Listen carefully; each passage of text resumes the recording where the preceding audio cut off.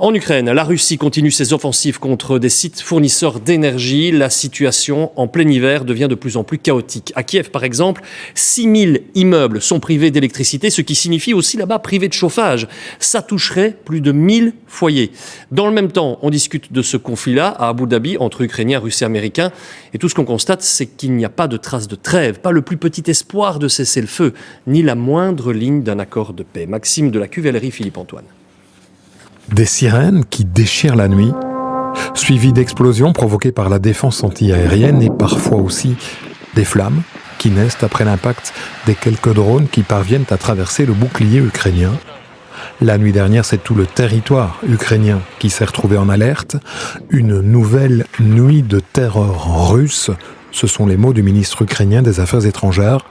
Selon Kiev, les Russes ont envoyé pas moins de 370 drones et 21 missiles en direction de l'Ukraine, touchant de nombreux quartiers résidentiels, comme ici à Kharkiv, à l'est du pays. Selon les premières informations, 25 drones ont frappé Kharkiv cette nuit. Des immeubles résidentiels et des maisons individuelles ont été touchés.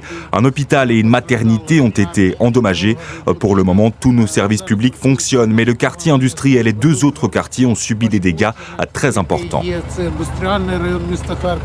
Grâce aux alertes et à la rapidité de réaction des Ukrainiens désormais habitués à se précipiter dans les abris, le nombre de victimes est limité.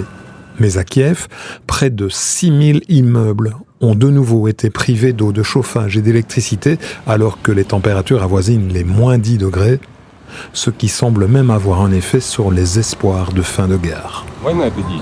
La guerre, c'est de l'argent, beaucoup d'argent, et personne n'a intérêt à ce qu'elle s'arrête.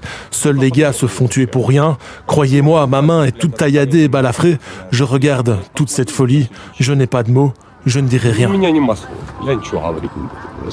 Après 2 jours de discussion à Abu Dhabi, les négociateurs américains, russes et ukrainiens se sont quittés aujourd'hui sans accord, mais avec la perspective de se revoir dans les prochains jours.